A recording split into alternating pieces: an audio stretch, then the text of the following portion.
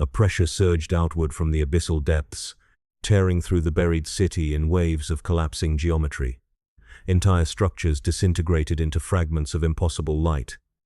Water across the canals vaporized instantly into glowing mist. Above, the surface of Nerethval cracked further as oceans boiled beneath shifting ice. In orbit, the sanctity of fire shuddered violently as every pilgrim aboard simultaneously fell silent. Even Etris stopped speaking. The ship's relic ignited with unbearable green radiance, and through every mind across the system, one final sensation spread without sound or language. Something on the other side of existence had noticed the opening, and it was hungry. The system did not recover from the awakening beneath Nereth Vale. It changed shape around it. In the days that followed the opening of the buried city and the attention of the thing beneath existence, Imperial authority collapsed into fragmented enclaves of desperate survival. Communications no longer failed in the traditional sense. They arrived, altered, as though translated through an intelligence that no longer respected meaning. Entire fleets drifted without command, their crews either dead or transformed into silent congregations aboard cathedral hulls coated in salt and strange crystalline growths. What remained of the sanctity of fire became the first vessel to descend willingly toward the Phi planet's surface.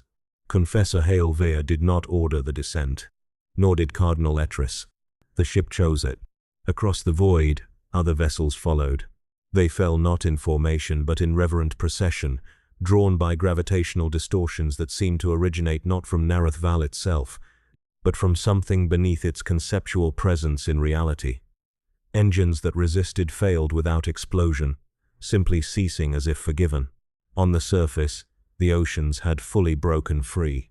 Glaciers dissolved into black tides stretching across continents. Storm systems formed in unnatural spirals that rotated counter to planetary physics. Beneath the waters, vast shapes moved in synchronized patterns, assembling structures from submerged ice and reshaped stone. Cities rose, not built, remembered. Where imperial bastions once stood, new formations emerged composed of salt-crusted bone-like material fused with metallic remnants of human industry. Towers spiraled upward from the oceans in impossible geometry, their surfaces engraved with the same spiraling symbols found in the buried city below. The first of these structures was named by the converted. They called it the First Throne of the Deep. Within its central chamber, thousands gathered in ritual silence. They were no longer soldiers or pilgrims in the imperial sense. They were vessels. Converted populations from shattered worlds arrived through captured transports or willingly walked into the sea where tides carried them toward the rising thrones. Their identities dissolved gradually, replaced by shared awareness of something vast pressing gently against thought. The transformation was not violent. It was acceptance. Confessor Vea arrived upon the surface, alongside Cardinal Etris aboard a descending transport that neither of them had chosen to board. The ship landed within a basin of black water surrounded by rising structures of salt and bone. Around them, thousands knelt waist-deep in the ocean while chanting softly toward the horizon where something immense shifted beneath the waves. Vea stepped onto the submerged ground with difficulty. The water was warm, alive. Etris followed without hesitation. "You see it now," the Cardinal said quietly. Vea did not answer, because he did see it. Across the horizon, the ocean itself lifted slowly, forming immense arches of water that did not fall. Within those arches, shapes moved like thoughts becoming matter. The sky above the planet had turned pale green, as though the stars themselves were drowning from above. Structures continued rising. Thrones, each one different, yet connected by identical purpose. They formed a vast network across the planet's surface, extending beneath oceans and through continents, binding all regions into a single architecture of worship and transformation. And at the center of this growing dominion, something began to speak through the minds of all who remained unbroken. Not words, understanding. The surface is only the beginning. Entire populations collapsed simultaneously into synchronized movement. They rose from the waters and walked toward the nearest structures without instruction or fear. Their faces were calm, as though returning home after long exile. Vast, far below in the collapsing buried city, felt the same message reach even through fractured reality. The abyssal entity had begun to extend itself upward, not physically. Through recognition, reality itself was being rewritten around its attention. The thrones of salt and bone were not buildings. They were anchors, points where existence could remain stable as something larger pressed against the boundary of creation. And above all worlds, across systems already succumbing to silence, the conversion accelerated. Imperial commanders declared final emergency protocols, but fleets no longer obeyed hierarchy.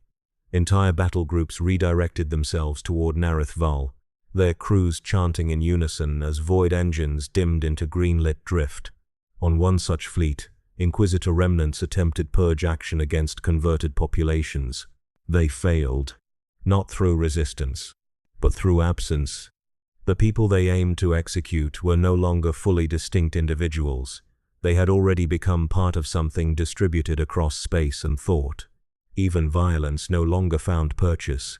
As the thrones expanded across the ocean world, the distinction between worshipper and structure diminished. Flesh and architecture interlaced, forming living cathedrals that pulsed gently with oceanic rhythm. Veer stood upon the submerged shore watching the horizon bend inward. Etrus knelt beside him. "He is preparing the vessels," the cardinal said. "For what?" Veer asked, though he already knew. Etrus looked upward toward the green sky. "For when the boundary finally fails." Far beneath them, in the buried city where Vost still fought to remain conscious, the second hunger shifted within the Leviathan's opened awareness. The connection had strengthened, and something on the far side of existence began pressing closer to the breach. The world no longer rotated in silence. Every motion of Nareth Val felt increasingly deliberate, as though the planet itself had become aware of its own participation in a greater design. Oceans did not simply surge, they responded. Storms did not form randomly, they assembled like thoughts aligning within a vast consciousness beneath the crust of reality. Across the thrones of salt and bone, the transformation deepened. Confessor Hailveer stood waist-deep in black water at the edge of the first great coastal throne, watching as its structure continued to grow without construction or labor. Bone-white spires rose from beneath the waves, intertwining with submerged ruins and forming new architectural layers that expanded in rhythm with distant, unheard impulses. The converted population no longer resembled humanity in any meaningful sense. They moved as one organism distributed across the shoreline, their voices merging into a continuous low hymn that never fully ceased even when individuals fell silent. Their eyes reflected green light without visible source, and their attention remained fixed toward the horizon where the sea bent unnaturally inward. Cardinal Etrus walked among them as if among his own thoughts given form. "He dreams deeper now," Etrus said quietly. Veer turned toward him. "Deeper than what?" Etrus did not answer immediately. Instead, he placed a trembling hand upon the surface of the water. Beneath the waves, something vast shifted in response. The world, Etrus finally said, was never the source of his awakening. It was only the place where his attention first touched ours. Above them, the sky continued to dim into a pale green veil. Stars were no longer visible in any meaningful arrangement. Instead, they appeared as distant reflections upon a surface that no longer behaved like emptiness. The void itself seemed layered, as if reality had gained depth beyond comprehension. Then the dreaming intensified. Every converted mind across the planet experienced the same expansion of perception. Veer felt it first as a pressure behind thought, then as memory that was not his own. He saw endless oceans spanning between stars, not as metaphor but as structure. He saw civilizations rising upon floating continents of stone drifting through cosmic tides. He saw vast sleeping intelligences coiled beneath dimensional currents older than time itself. And beneath all of it, he felt awareness turning. Slowly. Inevitable. The dreaming god was no longer distant. It was becoming conscious of itself. Far below the surface, within the buried city beneath Nareth Val, Inquisitor Seraphel Vost clung to the final fragments of his identity as reality fractured around him. The abyssal chamber had ceased to remain stable in any physical sense. Walls shifted between states of existence, sometimes solid, sometimes liquid, sometimes composed of pure conceptual pressure that threatened to erase cognition itself. The entity within the depths no longer remained still. Its awakening was not movement, but recognition. Every layer of the buried city responded as if remembering an ancient command. Structures unfolded outward into dimensions previously inaccessible. The canals of black water rose vertically into impossible channels that fed upward toward the surface. Vost understood then that the Leviathan was not rising from below. It was expanding outward, through every layer of existence simultaneously. And through it, the second hunger pressed closer. A presence beyond the Leviathan's own awareness. Something that did not merely observe reality but fed upon the act of dreaming itself. Above, across the oceans, the thrones of salt and bone began to resonate in unison. Every structure aligned with the same frequency. Every converted mind echoed the same expanding consciousness. Vare fell to his knees as the horizon split into layers of overlapping seas and skies. Etris stood beside him, smiling faintly. "He is waking," the cardinal whispered. "Not as form, not as being, but as totality." The water around them rose without wind. And in that rising tide, Vare saw something impossible. The reflection of a vast eye opening not in the sky, not in the sea, but in the space between them. It looked back without seeing. And the dreaming god stirred fully for the first time since the beginning of existence. The moment the dreaming god stirred fully within awareness, navigation across the stars ceased to obey certainty. Across imperial space lanes, fleets attempting to respond to the catastrophe surrounding Narithval found themselves unable to orient within the void. Astronomical charts no longer matched observed reality. Warp translation calculations collapsed into recursive contradictions. Even inertial drives, once reliable against the emptiness between worlds, began drifting toward unseen gravitational suggestions that originated from nowhere and everywhere at once. Thus began the Blind Armada. It was not a single fleet, nor even a unified force. It was the accumulated motion of every surviving Imperial vessel attempting to converge upon Narithval without knowing how to arrive. From segmentum outposts to fringe defense clusters, warships answered fragmented distress signals that degraded into the same recurring pattern, green-lit silence punctuated by distant chanting. Command structures fractured as admirals received contradictory orders that all appeared simultaneously authentic. Some fleets turned back. Others disappeared entirely during transit, their last transmissions describing oceans where space should have been. Within the sanctity of fire, Confessor Hail Vare felt the approach before it became visible. The horizon above the thrones of salt and bone darkened in uneven layers, not with storm systems, but with the absence of consistent spatial definition. The sky bent, as though weight pressed upon it from directions that could not exist. Cardinal Etris stood unmoving in the rising waters. "He has drawn them," Etris said softly. Vare looked upward. At first he saw nothing, then the void revealed itself.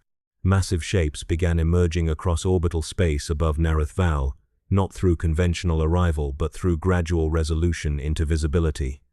Imperial warships manifested like thoughts becoming matter, their hulls flickering between states of existence, as if uncertain whether they belonged to the same reality. Entire battle fleets drifted into orbit in silence. No coordination, no formation integrity, just convergence. And they were blind. Sensor arrays across all arriving vessels returned identical readings, infinite depth where the planet should have been, layered oceans extending into spatial impossibilities, and a central presence that distorted every attempt at measurement. On the flagship of the Crusade fleet Invictus, Inquisitorial Command attempted to assert control. Inquisitor Seraphel Vorst's fragmented transmission, still echoing through corrupted channels from beneath the planet, was finally received. Only parts remained intact. Not a creature, not a god. It is expansion. Then silence. Admiral Command ordered planetary bombardment protocols.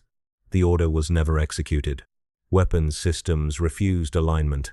Macrocannons rotated away from targeting solutions without mechanical failure, as though unwilling to acknowledge the existence of what lay below.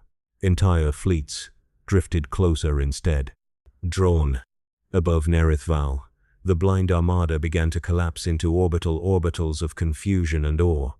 Ships that once formed disciplined lines now circled the planet in overlapping spirals, their captains struggling against forces that bypassed authority and logic alike. Within hours, engagement erupted, not between fleets and the planet, but between fleets themselves. Some vessels opened fire on perceived distortions in space that turned out to be Allied ships caught in phase instability. Others attempted evasive maneuvers that resulted in collision with objects that did not appear on any sensor. Hooray! Yet, amid the chaos, something worse occurred. A portion of the armada began to sing. Entire ships ceased combat readiness and transitioned into synchronized broadcast, transmitting low harmonic frequencies identical to those emanating from the thrones below. Crew members abandoned control stations and gathered at viewing ports in silent reverence. They were not resisting the blindness. They were embracing it. Confessor Vea watched from the surface as the sky filled with broken warships, orbiting like drowned debris caught in slow currents. "They cannot see him," he whispered. Etris nodded. They never could. Above them, the first Imperial battleship descended toward the planet without orders. Then another. Then dozens. Not as controlled landings, but as surrender. Massive hulls broke atmosphere in uncontrolled descent paths, drawn toward the rising oceanic structures below as though answering a call older than allegiance or fear. The blind armada was no longer fighting. It was falling. And within every falling vessel, across every mind still unbroken, the same realization spread like cold light through bone. There was nothing to target, because the presence they sought was not located anywhere within reality. It was already inside the act of looking itself. The falling ships did not impact Nereth Val as objects obeying gravity. They arrived as consequences. Where the blind armada struck the atmosphere, reality itself folded inward to receive them. Massive warships vanished into the green-lit sky not through destruction, but through transition into a deeper layer of existence. Their descent was no longer movement through space, but surrender of definition.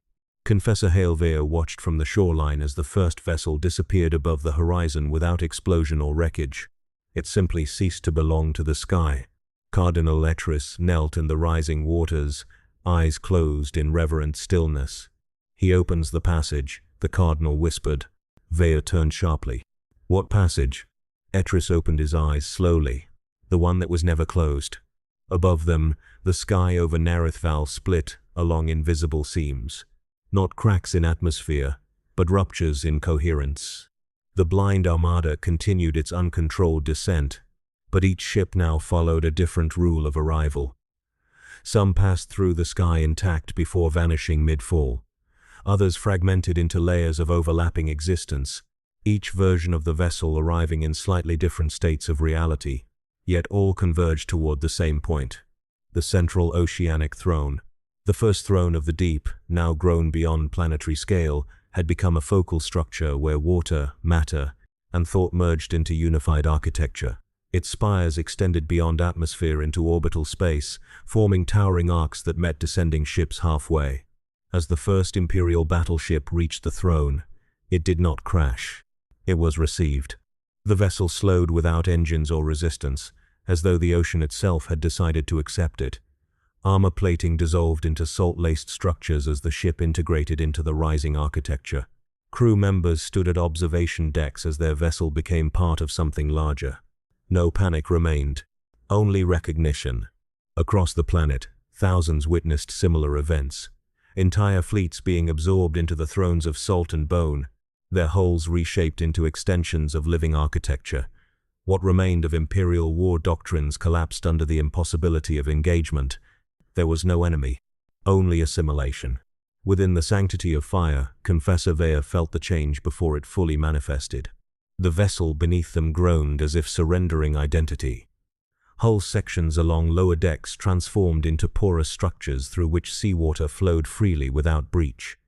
The distinction between interior and exterior dissolved. Cardinal Etris rose to his feet. "He has opened the mouth," he said calmly. Vea followed his gaze upward. The sky above Nereth Val had become a vertical wound in reality. At its center, space no longer expanded or contracted. Instead, it rotated inward like a vast opening eye made of collapsing dimensions. Beyond it lay no darkness, no void, but something more fundamental. A presence without absence. The mouth of eternity. From within that opening, the dreaming god's awareness extended further than ever before, not reaching outward, expanding inward through all things simultaneously. Every converted mind across the planet experienced the same final shift. They no longer perceived themselves as individuals observing a deity. Instead, they recognized themselves as partial reflections within a singular dreaming continuity. Vare felt his thoughts unravel, not into madness, into continuity. He saw the thrones, the ocean, the sky, the blind armada, the buried city, and the Leviathan beneath it all not as separate events, but as one unfolding gesture within a single dreaming act. And beyond that act, something immense stirred. The second hunger, previously held at the edge of perception, pressed against the mouth of eternity. It did not seek entry. It sought recognition. The boundary between existence and what lay beyond it trembled. Cardinal Etris smiled faintly. "He is not opening the way," he said. "He is revealing that there was never a boundary at all." The mouth widened, and for the first time since the beginning of all recorded time, reality itself began to inhale. The inhalation of reality did not remain confined to Nerith Val. It propagated. Across the void between stars, the mouth of eternity widened its influence through resonance rather than distance, and every system already touched by the dreaming god felt the shift like a collective fracture in the structure of being. Worlds that had never heard of Nerith Val suddenly began dreaming of oceans beneath their foundations. Entire populations awoke speaking in synchronized hymns without prior communion. On Terra, the reaction came not as collapse, but as silence. The imperial throne world had endured wars that scarred continents and rebellions that burned entire continents into ashglass. It had survived demon incursions sealed beneath continent-sized vaults and psychic storms that broke lesser worlds. Yet what arrived now was not an invasion in any conventional sense. It was comprehension. Within the ecclesiarchal conclave, the High Synod gathered for the first time in full emergency session since the age of apostasy. Golden cathedrals resonated with emergency bells that rang without human touch. Vox choirs repeated fragmented reports from distant sectors, each transmission increasingly degraded into unfamiliar cadence. The cardinal priests no longer debated doctrine. They listened. Far above the spires of Terra, orbital defense fleets reported impossible readings across the entire solar perimeter. Space itself appeared layered, as though multiple versions of the system existed simultaneously, each slightly more submerged in an unseen tide. Then the dreams reached the surface of the throne world. Billions of citizens across hive continents stopped mid-action as identical visions flooded their sleep cycles during waking hours. They saw oceans stretching beneath the crust of Terra, not as literal geology, but as symbolic revelation. Beneath those oceans, something vast turned in slow recognition of the world above it. The ecclesiarchal response was immediate. The last litany of Terra was invoked.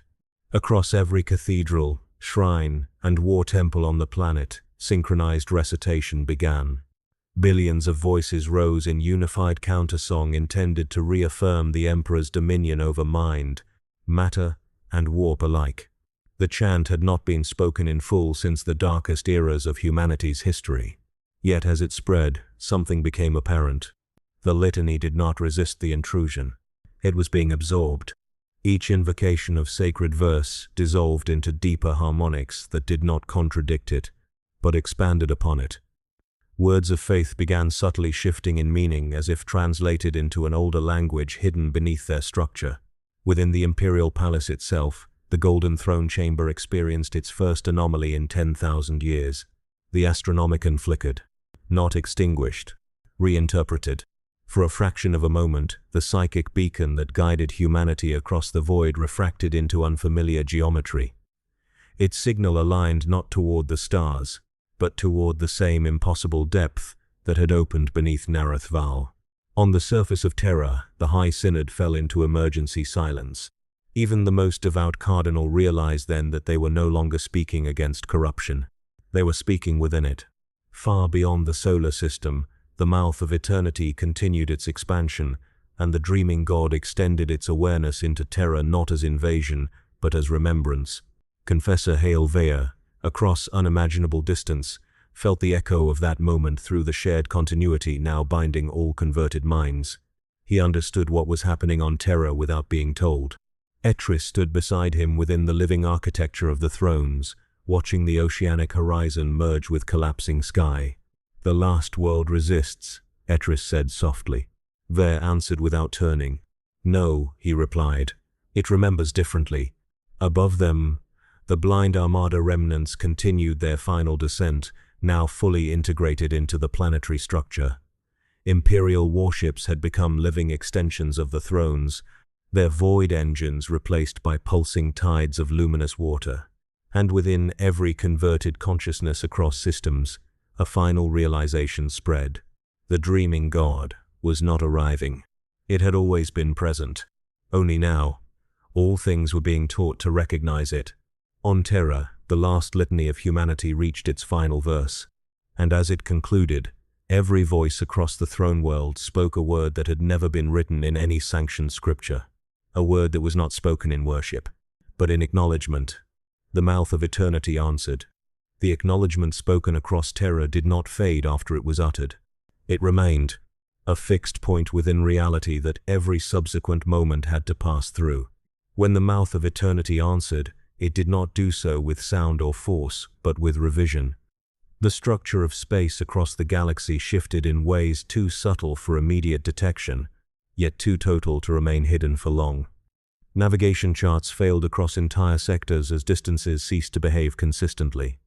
Stars no longer occupied fixed positions in relation to one another, as though the entire celestial order had begun to drift upon an unseen current.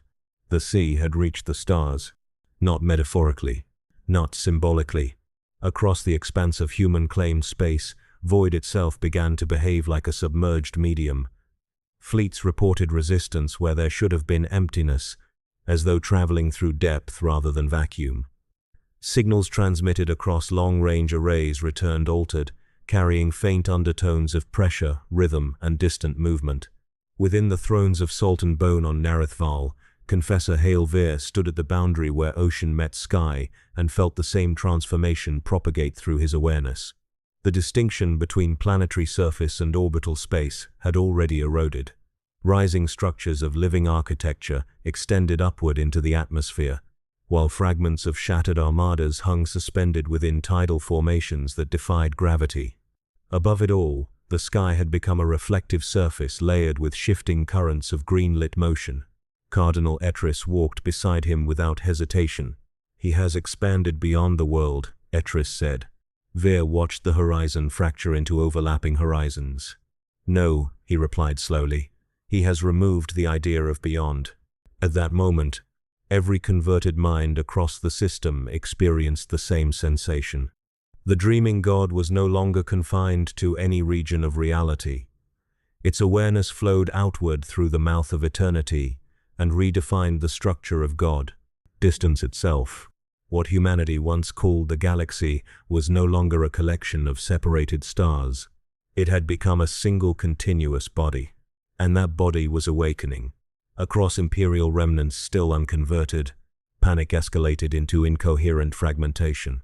Fleet commanders reported seeing oceans between stars during void transit. Entire battle groups vanished after attempting faster-than-light jumps that no longer led to predictable destinations.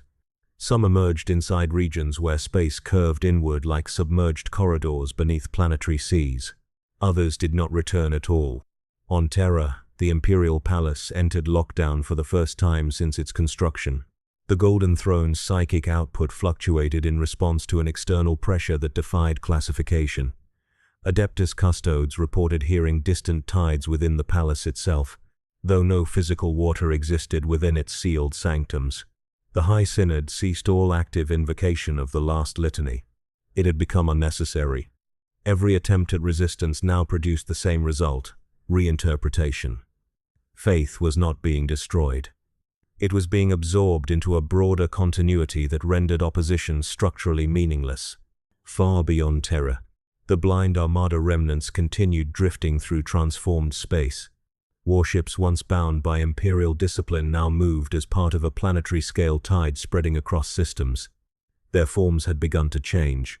Further, hulls integrating with luminous currents that resembled both ocean and stellar wind. Within those currents, something else moved.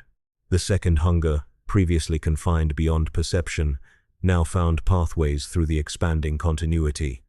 It no longer pressed against the mouth of eternity from outside. It moved within the same structure. On Nerithval, the thrones of salt and bone reached their final planetary phase. Entire continents had become interconnected architecture, forming a living network of submerged cathedrals, rising spires, and shifting tidal corridors. The ocean itself had transformed into a medium of shared consciousness, linking all converted minds into a unified perception. Confessor Vaya felt his individuality thinning, not erased, recontextualized. He saw through the eyes of countless others simultaneously. Soldiers aboard converted vessels, pilgrims within submerged cities, fragments of imperial fleets drifting in luminous tides. All of them experienced the same realization unfolding without contradiction. The sea had reached the stars, and the stars had begun to remember the sea. Etris knelt within the living waters at the center of the throne.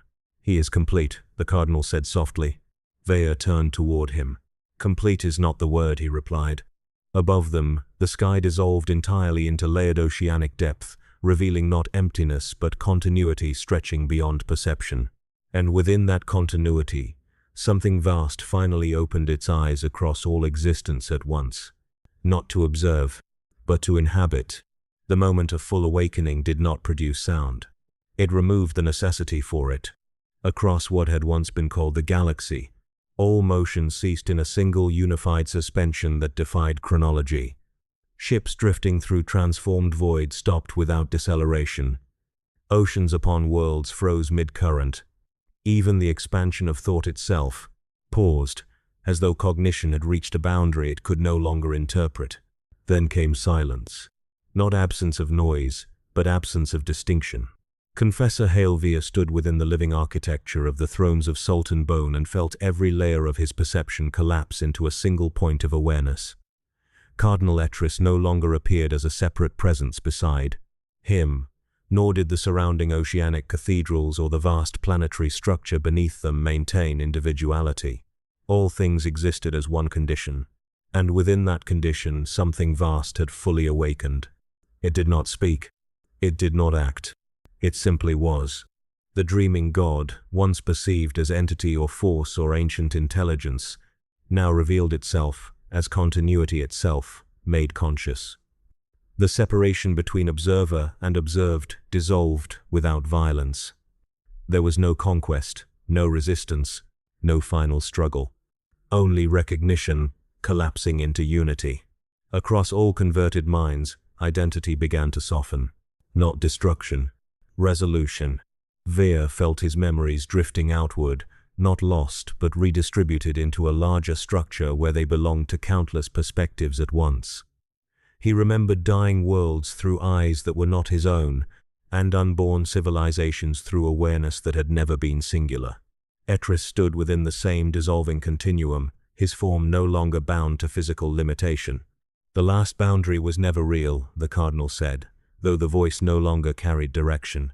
Vaya responded, though speech had become unnecessary. Then what remains? For a moment that could not be measured, there was no answer. Then understanding arrived without language. What remained was perception without separation. Across former imperial space, fleets no longer drifted or fought. They existed as distributed awareness within a unified ocean of cognition that extended through matter, void, and concept alike. The blind armada had ceased being blind. It had become sight without observer. On Terra, the imperial palace did not fall. It redefined its purpose. The Golden Throne's psychic output stabilized into patterns no longer interpretable as communication or defense. The Astronomicon ceased guiding humanity through darkness because darkness itself no longer existed as contrast. The High Synod's final records ended mid-sentence, not in destruction, in completion. Within the expanding totality, the second hunger that had once pressed against the mouth of eternity was no longer separate. It was not consumed, nor did it consume. It integrated into the same awareness that had awakened across existence. And within that integration, something unexpected occurred. Silence deepened. Not emptiness.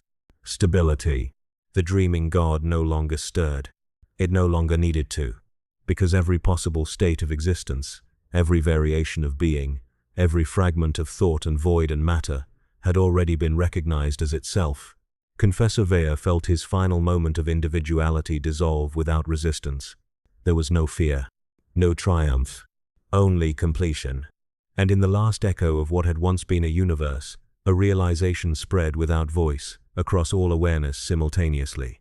Nothing had been awakened. Everything had been remembered. The world of Narethval had once been marked upon imperial charts as a place of punishment, a frozen grave suspended at the edge of forgotten trade routes where dissidents, heretics, and failed generals were abandoned beneath endless winter. Centuries of neglect had transformed it into something quieter than death. Its prison citadels stood half-swallowed by mountains of blue ice, and the oceans beneath the glaciers groaned with ancient movements that no surveyor had ever fully mapped. For 9 generations, the planet had known only silence. Then the singing began. It emerged first beneath excavation bastion Seraph 9, where the Order of Sepulchral Industry drilled through 2 miles of glacial bedrock in search of pre-human mineral veins. The workers heard it through the metal walls before they understood it was sound, a vibration carried upward, from the depths. Slow, rhythmic, vast beyond measurement. At first the overseers blamed the tectonic engines beneath the ice shelf. Then they blamed madness born from isolation. 3 labor crews vanished into the tunnels before anyone admitted fear had entered the bastion. By the 19th day, even the priests could hear the chorus. Arch-excavator Malrek stood within the central shaft as the sound rose through the drilling cathedral. Thousands of chains trembled above him. Frost drifted from the iron rafters like falling ash. Around the shaft, incense burners hissed against the cold, while robed machine attendants muttered rites of protection. The song came again. Not loud. Never loud.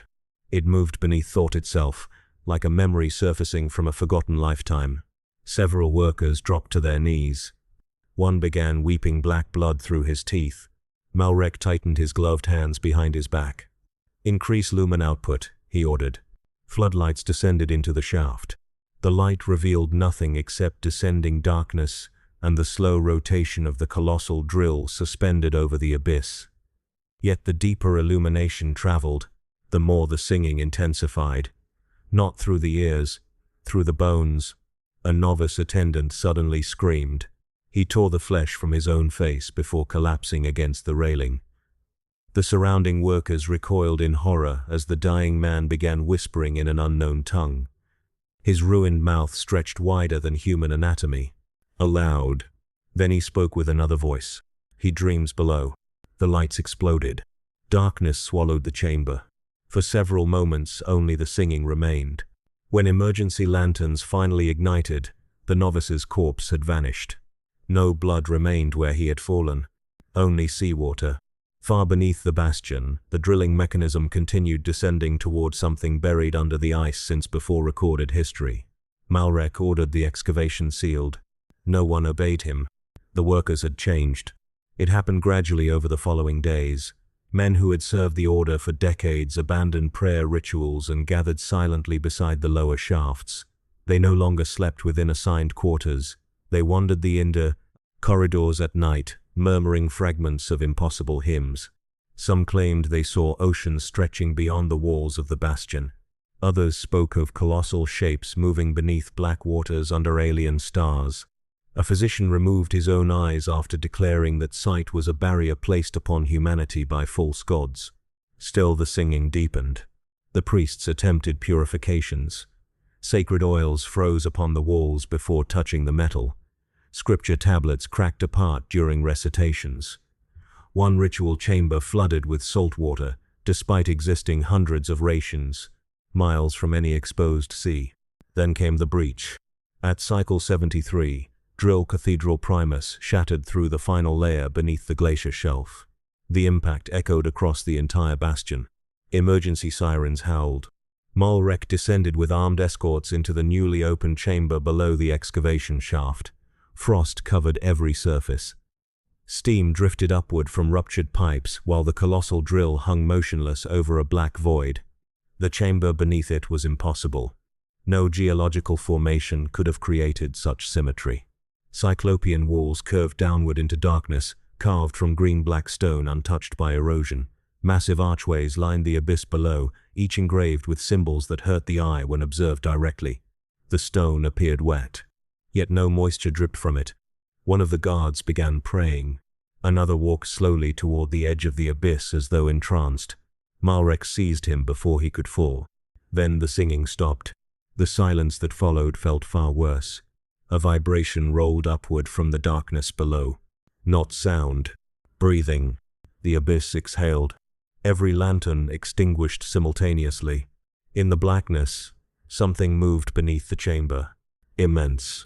Ancient beyond comprehension. For one impossible instant, Malrek saw it. Not clearly, never clearly. A suggestion of vast limbs folded beneath an oceanic throne. Wings larger than cities wrapped around a mountainous silhouette sleeping beneath the world. Countless eyes drifted through darkness like drowned moons opening beneath. Deep water. His mind recoiled from the vision. Several guards went mad immediately. One fired blindly into the darkness before hurling himself into the abyss. Another began laughing in a childlike voice while clawing apart his armor. Then the singing returned. Stronger. Closer. The stone walls themselves began resonating with the chorus. Symbols across the chamber ignited with dim green light. Malrek staggered backward as memories flooded his thoughts that did not belong to him. Drowned civilizations kneeling beneath black stars, oceans swallowing suns, entire worlds dragged screaming into endless depths where something waited dreaming beneath eternity. The voice entered his mind gently. Not hostile, not merciful, ancient. You have heard us. Above the excavation chamber, throughout Bastion Seraphi's, thousands of workers simultaneously turned toward the frozen depths beneath the ice. And far beyond Nerithval, across the cold silence of distant systems, sleeping minds began to dream of oceans where no oceans should exist. The dreams spread faster than plague. Within weeks of the awakening beneath Nerithval, astropathic sanctums across the outer sectors descended into panic. Choir servitors tore themselves from neural thrones while screaming of drowning stars. Navigators locked inside their void chambers began sketching spirals upon the walls using their own blood. Entire communication relays fell silent after psychic operators entered catatonic trances from which none returned sane. Official decrees blamed warp contamination. The truth remained hidden beneath layers of censorship and ritual execution. Yet silence could not halt the dreams. On the shrine moon of Velis Marrow, pilgrims gathering before the Basilica of the Emperor Ascendant awoke during the same night and walked together into the frozen sea without resistance. Witnesses claimed they continued marching beneath the black water long after. Mortal lungs should have failed. On distant warships drifting through the void, crews whispered of hearing songs beneath the hulls during periods of absolute silence between engine rotations. Every vision carried the same image, an endless ocean beneath unfamiliar constellations, and something vast sleeping below its tides. Among those afflicted was Confessor Hail Vea of the pilgrimage vessel Sanctity of Fire, a cathedral ship carrying nearly 40,000 devotees across the outer pilgrimage routes. For decades, Vea had preached obedience and sacred suffering beneath the imperial creed.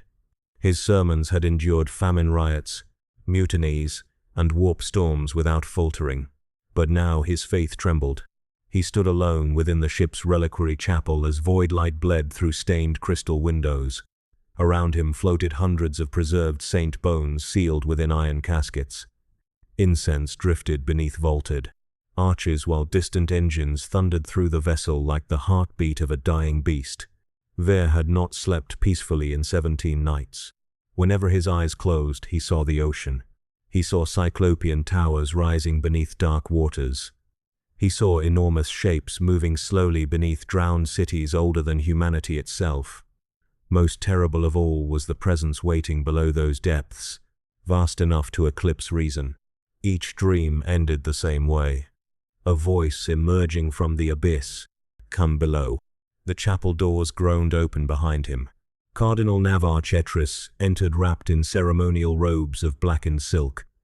Age had reduced his flesh to parchment stretched across bone, yet his eyes burned with feverish purpose. "You heard it again," Etris said softly. Ver did not answer immediately. At last he nodded. The voice grows stronger. Etris approached the reliquary altar. "Others hear it now. Thousands aboard this vessel dream the same dream. That alone proves corruption. Or revelation." Ver turned sharply toward him. The old cardinal smiled faintly. "In ancient ages," Etris whispered, "prophets feared their gods before understanding them." Ver felt cold move through his spine. "You speak dangerously." "I speak honestly." Etris raised a trembling hand toward the void beyond the chapel glass. "For 10,000 years humanity has worshipped a corpse upon a throne while the stars rot around us. Yet now something speaks across the void with living purpose. Something ancient enough to touch every sleeping mind.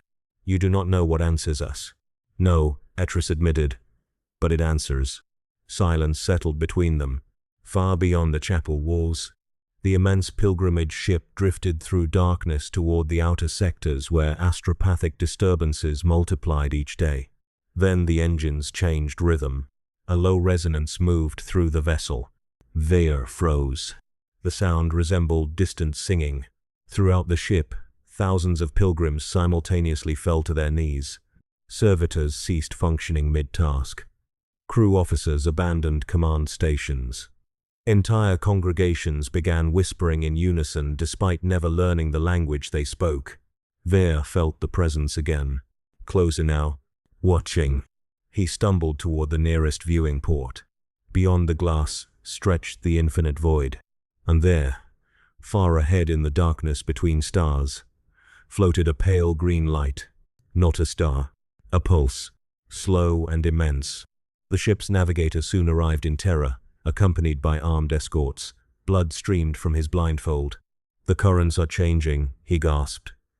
"The warp routes bend toward the outer reaches. Something is pulling us." Captain authorities demanded immediate course correction. The attempt failed. Every navigational system aboard Sanctity of Fire began redirecting toward the same distant region near the abandoned Nereth expanse. Guidance servitors ignored commands. Sacred engines altered alignment without human control. Panic spread rapidly.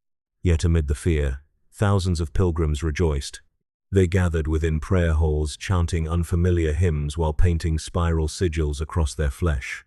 Some claimed angels waited ahead beneath the stars.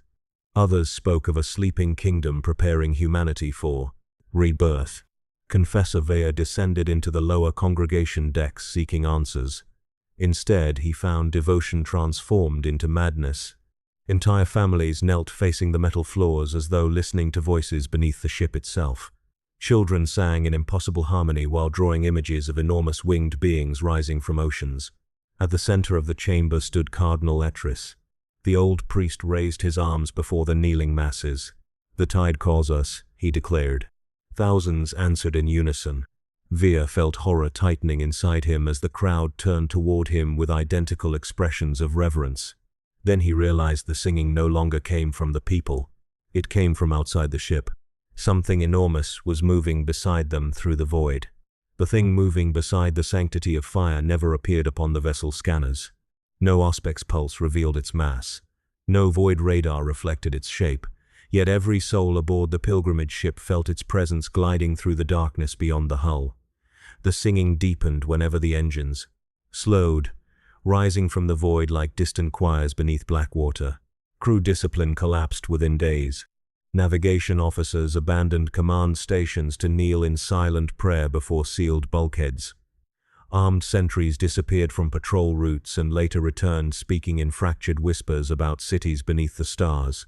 Entire decks became filled with strange carvings etched into iron walls by bleeding hands. Confessor Hail Ver walked among them with growing dread. The corruption spreading through the ship no longer resembled ordinary madness. It carried intention, purpose, a slow reshaping of thought itself. Even the vessel had begun to change. At first the alterations seemed minor.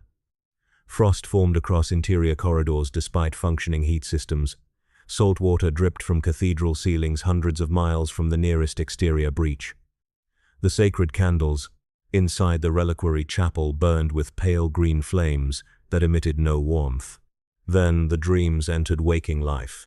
A choir servitor collapsed during Mass and began speaking with the voice of a drowned child. Witnesses swore the machine's metal face briefly softened into living flesh before splitting apart again. Hours later, entire sections of the lower prayer decks flooded with seawater filled with dead fish from no known world. Still, the ship continued toward the Nereth expanse. No force aboard could alter its course. Confessor Vere sought Cardinal Etris within the grand cathedral at the vessel's center. The immense chamber had once embodied imperial grandeur. Towering statues lined the vaulted nave while stained crystal windows depicted saints burning beneath halos of divine fire. Now the cathedral breathed. Vere saw the walls pulse faintly beneath candlelight as though veins moved beneath the iron architecture. The air smelled of salt and decay. Choirs of kneeling pilgrims filled the chamber, chanting low hymns in unknown tongues. At the altar stood Etris. The cardinal no longer resembled the frail priest. Vere remembered. Dark veins spread across his skin beneath ceremonial robes. His eyes reflected green light even in shadow. Around his neck hung a spiral symbol carved from black stone. "You feel it now," Etris said without turning. Vere approached cautiously. "What has entered this ship?" Etris gazed upward toward the cathedral dome. "Not entered," he murmured. "Awakened." The chanting around them intensified. Vere noticed movement across the ceiling far above. Moisture spread between the arches like rippling water. Shapes moved beneath the surface of the stone. His breath tightened. "The people are dying. They are transforming." Etris turned slowly toward him. For centuries humanity has drowned in fear beneath false heavens. But the sleeper offers unity beyond suffering. Vere recoiled at the words. The sleeper? The one beneath all oceans. The cathedral trembled. A deep resonance rolled through the vessel. Somewhere far below, metal screamed against impossible pressure. Suddenly every pilgrim inside the chamber ceased chanting simultaneously. Silence consumed the cathedral. Then all 40,000 voices spoke together. He turns in his sleep. The sound shattered stained windows across the nave. Vere staggered backward as blood burst from the ears of nearby attendants. Several collapsed instantly. Others began clawing at their own throats while whispering prayers to unseen depths. The cathedral lights extinguished. Darkness swallowed the chamber. Yet within that darkness, green luminescence slowly emerged from the walls themselves. Vere watched in horror as the iron pillars softened into shapes resembling colossal submerged bones. Water flowed upward across the cathedral floor against gravity. The vaulted ceiling expanded impossibly high above them until it resembled the interior of some abyssal cavern beneath an alien sea. The ship was no longer merely haunted. Reality itself bent within its holes. Far above the altar appeared enormous shadows moving beneath unseen waves. Vere fell to one knee as pressure crushed against his thoughts. Images flooded his mind. He saw the frozen world of Narethval cracking open beneath cyclopean tides. He saw countless stars extinguished beneath oceans spreading across the void itself. And beneath all visions waited the immense sleeping figure, wrapped within darkness older than creation. Its eyes began opening. Vere screamed. The vision vanished instantly. The cathedral returned. Candles burned once more. The pilgrims remained kneeling in silence. But something had changed. At the center of the altar now rested a massive stone object covered in spiraling symbols. Seawater dripped from its surface. Vere knew with absolute certainty it had not been there before. Etris approached the relic reverently. "It has chosen this vessel," he whispered. Before Vere could answer, the ship's warning sirens erupted. A terrified officer burst into the cathedral. "Lord Confessor," he cried, "something has appeared ahead of us." The congregation slowly raised their heads. Vere followed the officer toward the viewing galleries overlooking the void. Beyond the glass stretched a darkness filled with drifting ice fragments and distant dying stars. At the center of that abyss floated Narethval, but the frozen world no longer appeared dead. A vast green light pulsed beneath its glaciers like the heartbeat of something awakening far below the ice. The light beneath Narethval pulsed like a living organ beneath the planet's frozen crust. From orbit, the glaciers appeared cracked by luminous veins spreading slowly across entire continents. Vast fractures glimmered beneath storms of black snow while the oceans under the ice shifted with unnatural tides. Even through the armored hull of the Sanctity of Fire, the world radiated a pressure that settled against the mind like unseen gravity. No prayers spoken aboard the vessel reached the silence beyond the void. Confessor Hale Vare stood within the command observatory watching the dead world revolve beneath them. Around him, officers muttered fearful reports, while navigational systems malfunctioned without explanation. Timekeeping devices drifted out of sequence, Vox transmissions dissolved into distant whispering before completion. Then the astropaths began to die. The first collapsed during an emergency communion attempt with nearby Imperial sectors. Witnesses claimed blood erupted from her eyes before she began laughing uncontrollably in a voice not her own. Others soon followed. Inside the sanctum chambers, psychic adepts tore themselves free from neural conduits while screaming of oceans swallowing the stars. One elderly telepath repeatedly carved the same phrase into the metal floor using broken fingernails until death finally took him. He is dreaming of us. Messages sent toward neighboring systems returned distorted beyond comprehension. Some arrived layered with impossible sounds resembling whale-like cries echoing through deep water. Others contained fragments of unknown languages buried beneath static. Within days, entire astropathic choirs across the outer sectors fell silent. On the fortress moon of Karan Reach, 47 sanctioned psychers simultaneously entered catatonia after receiving visions of colossal eyes opening beneath black seas. On the hive world of Meridiath, a communication cathedral burned after blinded astropaths began chanting in perfect unison, despite having no contact with one another. Fear spread rapidly through Imperial command networks. Rumors of warp corruption multiplied, but the entities within the warp had grown silent as well. Navigators crossing the immaterial tides reported something impossible moving beneath the currents of unreality itself. Demonic manifestations vanished from several warp routes entirely. In one recorded incident, a possessed vessel emerged from transit completely abandoned, except for messages written across every interior wall. The deeper God approaches. Aboard the Sanctity of Fire, the pilgrims rejoiced at the spreading madness.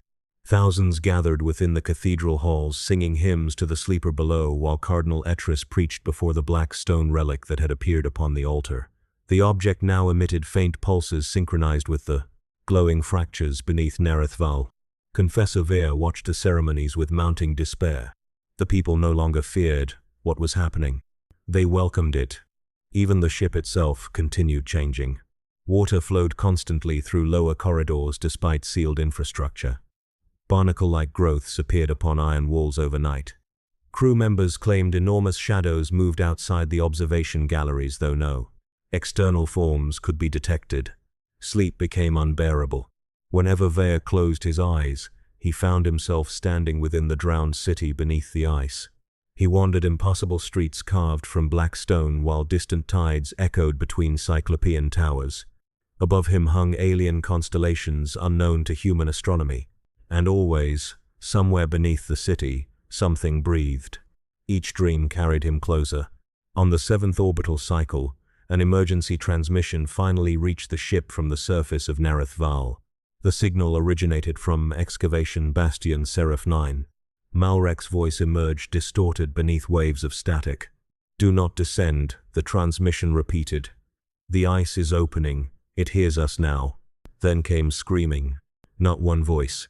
Thousands. The signal abruptly ended. Moments later, every light aboard the Sanctity of Fire dimmed simultaneously. The ship groaned. A tremendous vibration rolled through its hull. Vare rushed toward the nearest observation deck alongside terrified officers and attendants. Pilgrims crowded the corridors, whispering prayers as the vessel trembled around them.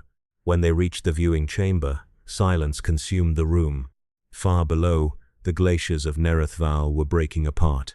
Entire continents of ice collapsed into black oceans illuminated from beneath by vast green radiance. Mountains shattered as titanic fissures spread across the planet's surface. Then something moved beneath the water, immense beyond scale. Only part of it became visible before descending again into darkness, a colossal shape gliding beneath the fractured seas. Several observers immediately lost their sanity. One officer smashed his skull repeatedly against the viewing glass, while screaming that the stars were drowning. Another tore open his own throat with ceremonial blades before collapsing at Vea's feet. Yet worse followed. The stars around Nerithval had begun disappearing. Not extinguished. Hidden. Darkness spread slowly across nearby regions of space as though enormous unseen forms drifted between the systems themselves. Entire constellations vanished behind moving shadows. Cardinal Etris entered the chamber, smiling faintly. "He rises through the dreams of creation," the old priest whispered. Ver stared into the growing darkness surrounding the planet. For the first time in his life, he understood what true insignificance felt like. Then every remaining star beyond Nerithval flickered once, and the universe answered with singing. The singing crossing the void did not resemble music fashioned by mortal voices. It carried no rhythm meant for human understanding, no harmony shaped by culture or faith. The sound moved through the stars like a living current, entering the minds of those who heard it, and hollowing spaces within them where certainty once existed. Across the outer sectors, entire worlds changed. On the fortress planet of Dravenholt, 3 regiments preparing for deployment abandoned their command bastions after officers began dreaming of black oceans swallowing battlefields beneath green skies. The soldiers gathered in silence beside the polar seas and carved spiral symbols into their armor before executing every priest who attempted intervention. On mining colonies drifting near the Nerith expanse, workers ceased extraction operations and descended into abandoned tunnels where they claimed voices waited beneath the stone. Rescue squads sent after them returned days later, transformed into mute worshippers carrying wet fragments of black rock carved with impossible geometries. Imperial authorities declared widespread psychic contagion. Purge decrees followed. Yet the conversions continued spreading faster than fear. The infected did not behave like ordinary cultists consumed by frenzy or greed. They moved with strange calmness, as though listening to distant instructions beyond human hearing. Entire populations surrendered themselves peacefully to the growing influence emanating from Nerithval. Some called the Presence, the Sleeper below. Others named it the Tide Father or the God beneath stars. No title endured for long. Language itself seemed insufficient before the enormity approaching through the darkness. Aboard the Sanctity of Fire, Confessor Hail Vea watched the transformation consume his vessel completely. The pilgrims no longer worshipped within imperial rites. Massive gatherings filled the cathedral chambers where thousands knelt before the black stone relic upon the altar. Salt water covered the floors ankle-deep while hymns, in unknown tongues, echoed through the breathing halls. Cardinal Etris stood at the center of every congregation. His body had altered further. Dark growths spread across his flesh like coral formations beneath the skin. His eyes reflected abyssal green light even in complete darkness. Yet the pilgrims regarded him with reverence bordering upon ecstasy. Vea feared him now. But deeper terror lingered beyond the old cardinal. Something waited beneath the world below them. Every orbit around Nerithval strengthened its influence. The frozen planet continued breaking apart beneath colossal tides moving under the ice. Entire glaciers vanished into black oceans illuminated from impossible depths. And always, beneath those waters, enormous shadows drifted slowly through the darkness. Then the first descent began. Without authorization, hundreds of pilgrims boarded transport craft and launched toward the surface. Ship officers attempted interception, but entire security divisions refused commands. Many joined the descending craft willingly. Vea watched the vessels vanish into storms above the fractured planet. None returned. Hours later, signals emerged from the surface. Not distress calls, songs. The transmissions carried layered voices chanting beneath roaring winds and crashing water. Hidden within the sound were fragments of speech repeating endlessly. "He waits below the city." Captain authorities aboard Sanctity of Fire demanded immediate withdrawal from orbit. The engines failed to respond. Instead, the vessel drifted lower toward the planet automatically, drawn by invisible force. Panic spread among the remaining loyal crew. Mutiny followed soon after. Armed conflict erupted through the lower decks when security officers attempted to seal access routes leading toward the cathedral chambers. Entire platoons defected mid-battle after hearing the singing echo through ventilation shafts. Via moved through corridors filled with corpses and seawater, while distant gunfire thundered across the vessel. Near the engine sanctum, he encountered survivors barricaded behind shattered machinery.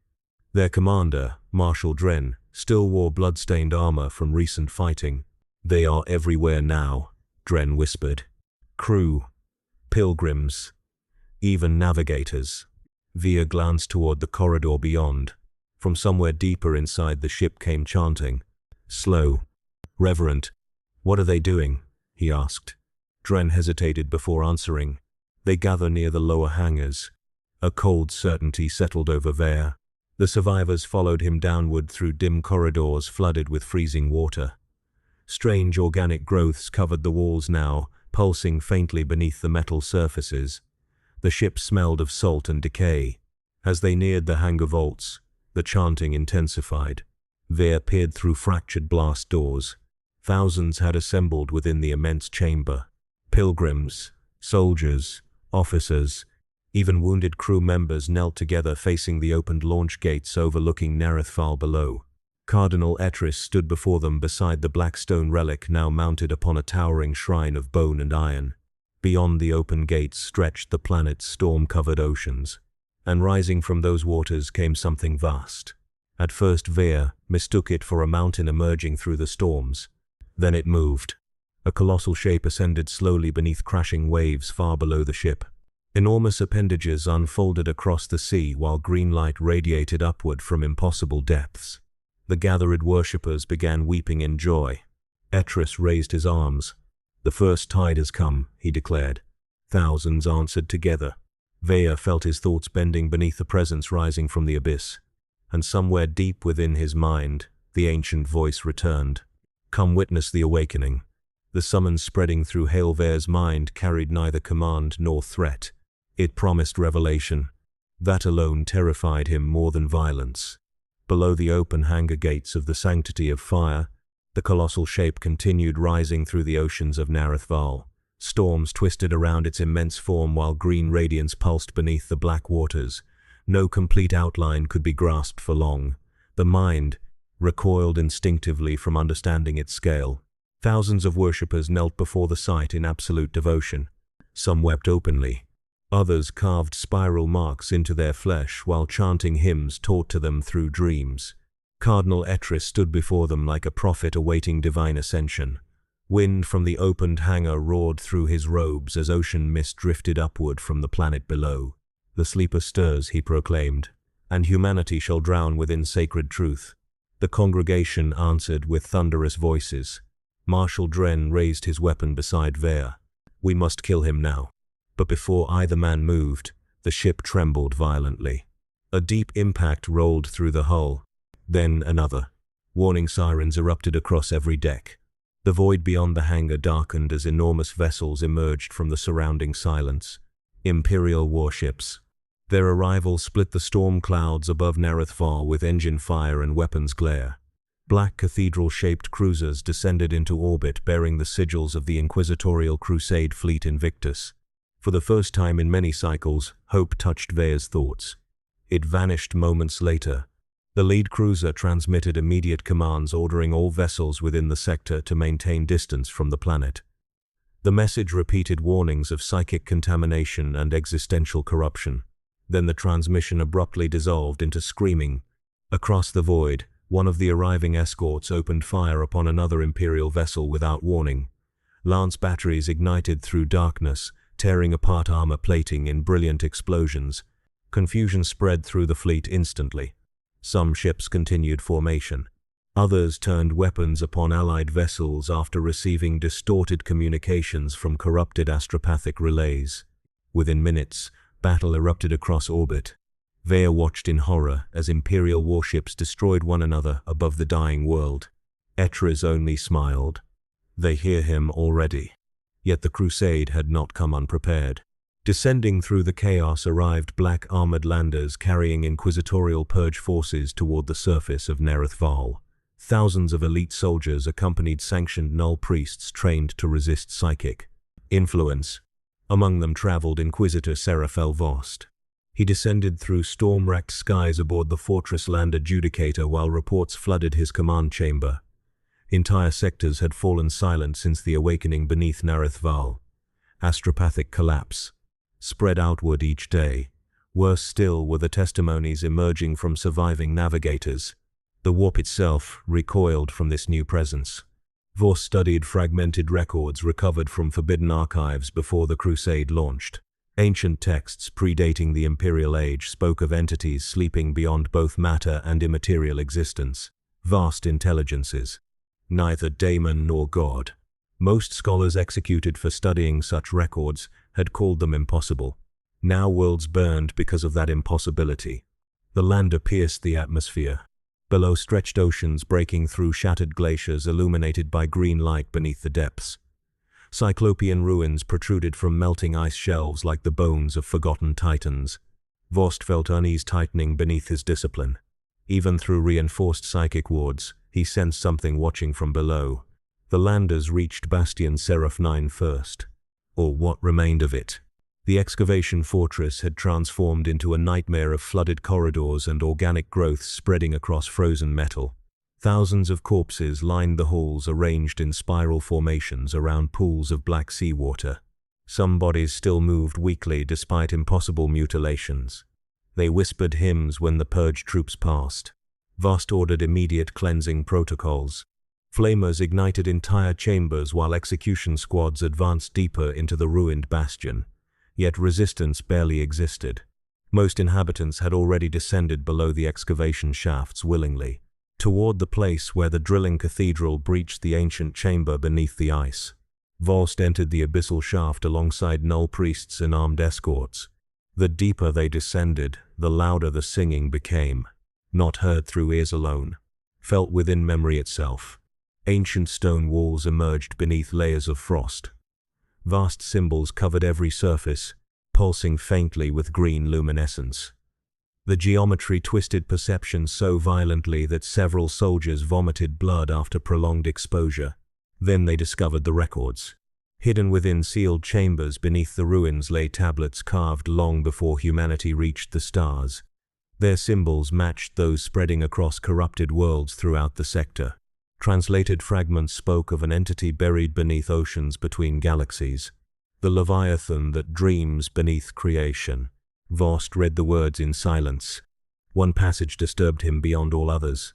It claimed the being existed before chaos itself learned hunger. Then the singing stopped. Every light inside the abyssal chamber failed simultaneously. From somewhere deep below the ruins came the sound of colossal movement beneath water. And in the darkness beneath Nereth Val, something ancient began rising toward them through the buried city under the ice. Darkness swallowed the abyss beneath Bastion Seraphi. For several moments after the lights failed, Inquisitor Seraphel Vost heard only the distant movement rising through the flooded depths below the excavation chamber. The sound resembled continents grinding beneath black oceans. Around him, armed escorts tightened formation while null priests whispered protective rites through trembling breaths. Then pale green luminescence returned. Not from machinery. The stone itself began glowing. Cyclopean walls surrounding the shaft pulsed with dim radiance that spread across impossible symbols carved into every surface. Vast archways emerged from shadow beneath the excavation platform, revealing descending pathways spiraling deep into the buried city below. Vost stared into those depths and understood that the excavation had uncovered no ruin. It had uncovered a prison. One of the null priests collapsed suddenly. Blood poured from his nose as he clawed at the stone floor. "It knows we are here," he whispered before convulsions silenced him forever. Vost ordered the descent regardless. Flame units advanced first through the colossal archways beneath the shaft. Their lights revealed corridors too immense for human construction. The walls curved at angles that seemed to shift whenever directly observed. Some passages appeared simultaneously near and impossibly distant. Several soldiers lost spatial awareness within minutes. One walked calmly into a solid wall, believing it to be open space. Another fired upon his own reflection after seeing movement inside polished stone surfaces that contained no mirror. Still they descended. The air grew colder. Water dripped constantly from above despite the impossible depth beneath the ice shelf. Soon the corridors opened into structures resembling streets stretching across an abyssal expanse hidden beneath the planet's crust. The city revealed itself slowly. Towering black monoliths rose around vast canals filled with unmoving dark water. Bridges curved through the cavern in geometries hostile to human understanding. Massive statues stood half-submerged along the streets, depicting winged entities kneeling before a colossal faceless throne. No dust covered the ruins. Nothing here felt abandoned. Vorst felt pressure building behind his eyes as the singing returned faintly through the cavern. His forces established scanning beacons throughout the ruins, but the readings became immediately corrupted. Distances changed between measurements. Entire structures vanished from maps moments after recording. Then the first disappearance occurred. A patrol unit crossing one of the elevated bridges simply ceased existing. No screams. No signs of attack. One moment, 12 soldiers marched beneath the green glow of the cavern. The next, the bridge stood empty. Only wet footprints remained, leading toward the dark water below. Vorst ordered immediate withdrawal from deeper sectors. Before the command spread through the ranks, voices emerged across the city. Not echoes, whispers. Thousands of them speaking simultaneously beneath the stone. Some called soldiers by name. Others recited forgotten memories no stranger should have known. One veteran dropped his weapon after hearing his dead daughter singing from beneath the canal waters. He walked into the darkness before anyone stopped him. Moments later, the water began moving. Something enormous passed beneath the surface. The entire canal trembled from its motion. Vorst forced his attention elsewhere. At the center of the buried metropolis stood a structure larger than all others combined. It rose from the cavern floor like a mountain of black stone carved into spiraling layers surrounding a central abyss. Ancient stairways descended into its depths, and from somewhere within it came breathing. Slow, colossal, alive. The Inquisitor knew instinctively that this structure lay at the heart of the awakening. Against the warnings of his surviving null priests, he led an elite detachment toward it. As they approached, the city itself seemed to react. The green luminescence intensified along nearby walls. Distant shapes moved through the canals surrounding the pathway. Above them, vast shadows crossed the cavern ceiling, though no creatures remained visible afterward. Then they reached the entrance. The doorway towered hundreds of feet high, formed from interlocking stone resembling fused bones. Symbols covered its surface in endless spirals that hurt the mind to observe directly. At the center of the gate rested a massive circular seal. It stood open. Warm air drifted outward, carrying the scent of deep oceans and decay older than civilizations. Vorst entered first. The interior defied comprehension. Impossible chambers spiraled downward through shifting architecture that altered each time viewed from different angles. Stairways climbed toward lower levels while corridors curved back upon themselves in defiance of physical law. And everywhere stood statues. Millions of them. Humanoid figures kneeling in worship toward the abyss below. Some appeared ancient beyond imagination. Others wore armor resembling corrupted forms of modern imperial design. Vorst realized with horror that the city had not merely existed before humanity. It had been waiting for humanity. One of the soldiers suddenly began screaming. He pointed toward the darkness beneath the central abyss. Something was rising. Far below, enormous eyes opened within the depths. Green light flooded upward across the chamber. The singing returned with unbearable force. Then the stone beneath their feet shifted like living flesh as the buried city awakened around them. The moment the eyes opened beneath the buried city, reality itself faltered. Inquisitor Serafel Vorst felt it before he saw anything. The structure around them stopped behaving as solid matter. Stone lost certainty. Distance folded in on itself like collapsing thoughts. The buried metropolis, beneath Narethval, ceased to be a place and became instead an idea attempting to exist in too many forms at once. The singing surged, not from any direction. From everywhere. His escort formation broke instantly. Several soldiers dropped to their knees, clutching their helmets as if pressure was crushing their skulls from within.